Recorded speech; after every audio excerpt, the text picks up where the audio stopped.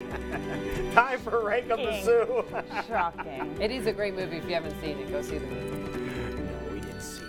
Oh, you did? We'll bait our mom, whatever. of course. I don't know. Yeah, it's going to be hard for me to pick myself up after that one. I'm just so shocked by your behavior. How about that? Rekha Basu is here from the Des Moines Register, back from some more travels once again. Where in the world is Rekha? Indeed. That should be your next column. Where in the world is Rekha? Exactly. That should be my logo. No, I was actually in the nation's capital, as you know, first for the inauguration and then the next day for the march. All right, let's talk inauguration. Both cases as a journalist. All right, yes. because as a journalist, Yes. How were your seats is what I want. My seats were really excellent, actually. So I got these from the USA Today folks because, you know, we're part of the same Gannett family, and they had a lot of different journalists in that network from out of town who were working out of their office, and they had a bunch of really good tickets. And I was actually offered the choice of being in the very front section or being in one back.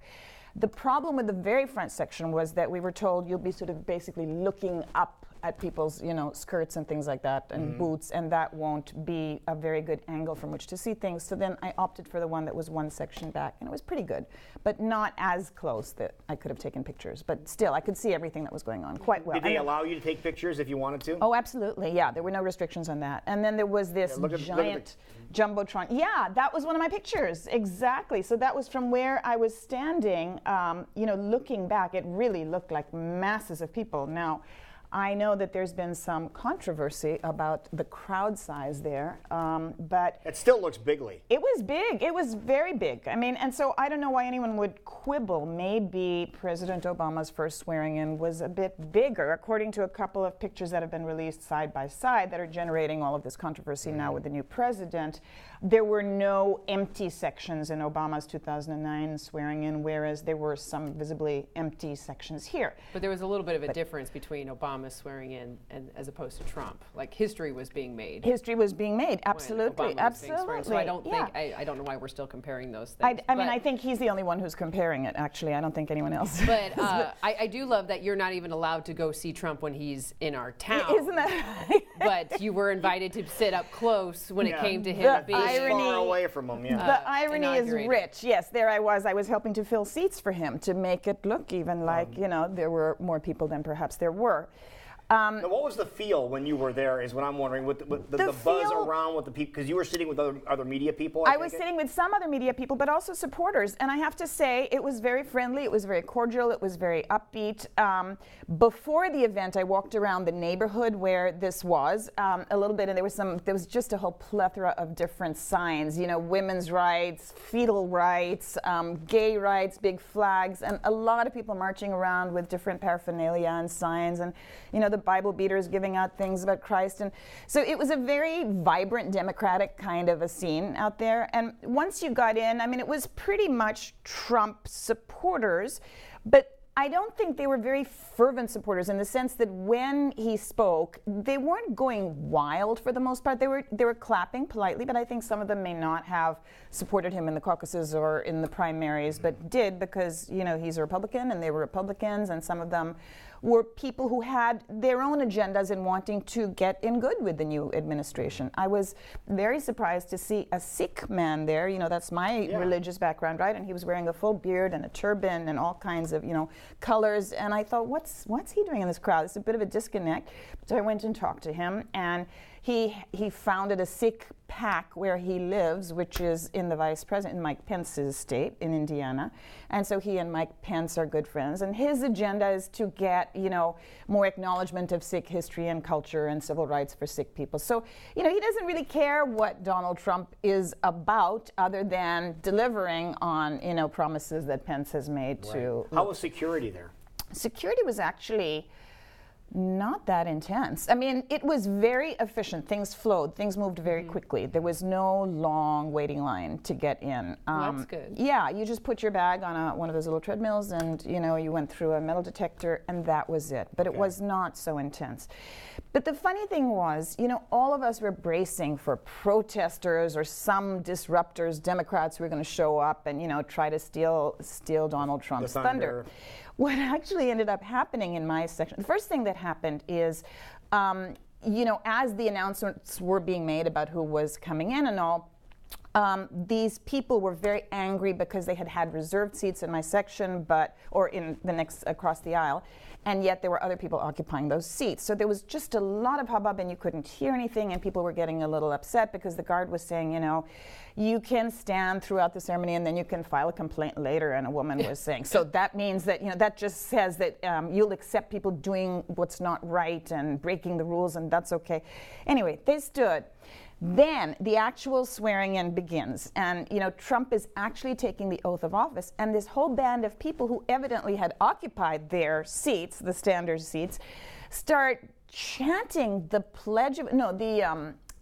Declaration of Independence really loudly, and then cheering Trump, Trump, Trump, USA, USA, and they were draped in the American flag, arms up, so nobody could. While the oath is being taken. While the oath is being taken, and they are Trump support. They had to be escorted out by police. Really? Yeah, these were the protesters.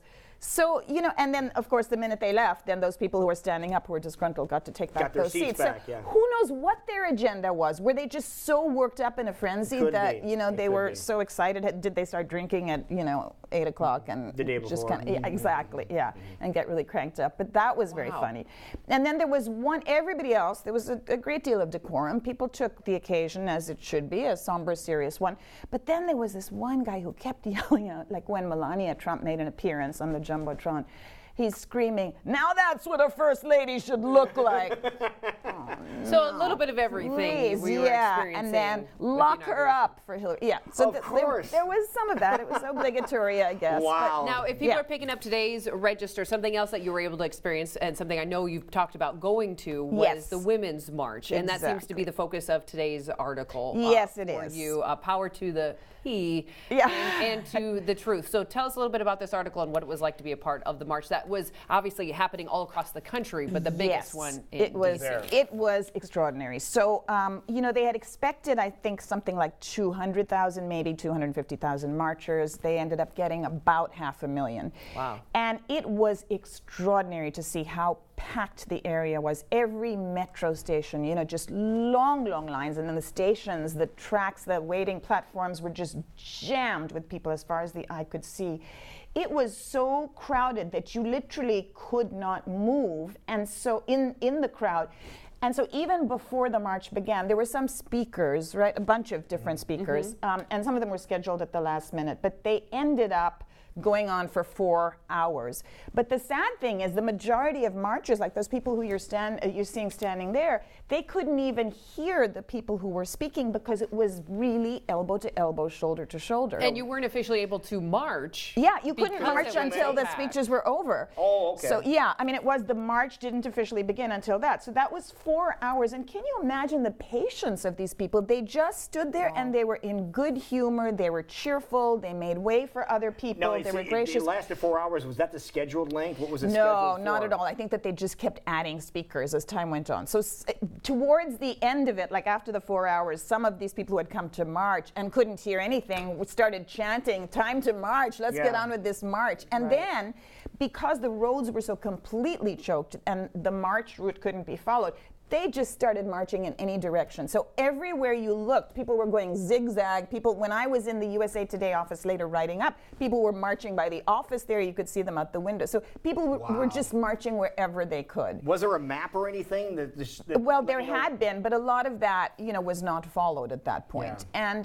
And also, there was no online, no internet access. So part of my job had been to tweet, to do some live Facebook chatting, to interview people. All of that fell by the wayside. You couldn't even connect with people who you were supposed to meet up with. So I had gone, primarily to write about and talk to Iowans who had come over on the bus.